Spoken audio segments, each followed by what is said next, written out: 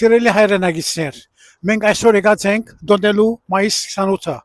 Հայաստանի անկախությունը 600 տարիներ մենք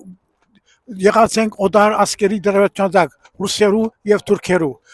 1918 թվականին Սարդարաբադի Փաշաբարանի Ղարաքիստելի հաղթանակներն վերջ Հայաստանը անկախացավ մայիս 28-ին 108 տարի առաջ դժբախտաբար այդ անկախությունը տևեց 2.5 տարի Բոլշևիկյան ուժերը ներխուժեցին Հայաստան եւ գրավեցին Հայաստանը դարձուցին սովետական երկիր Սովետական Հայաստան երբեք անկախ չի եղած իր Արտաքին գործոց նախարարություն չի ունեցած, իր արտաքին քաղաքականություն չի ունեցած, ուրեմն չի եղած անկախ։ Դժբախտաբար 1990 թվականներուն թավաջանները թուրքերը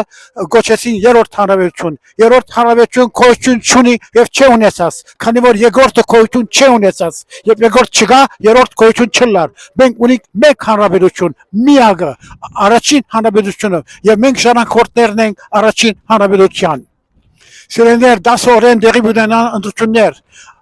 Քվարգեցեք ասկային ժողովրդական փևերին, որ միակ կազմակերպությունն է, միակ ուժն է ասկային ինքնիշխան, Սևրի, Ուսյան Հայաստանով։ Այսօր Արցախը գրավված է օտարին կողմը, թուրքերուն կողմը, ինչպես նաև Նախիջևանը։ Մենք ունենալով առաջին հանրապետությունը լիգիդիմ իրավունք ունեն Արցախը, Նախիջևանը, ինչպես նաև Ուսյան Հայաստանը։ Ուրեմն քվարգեցեք թիվ 8-ին,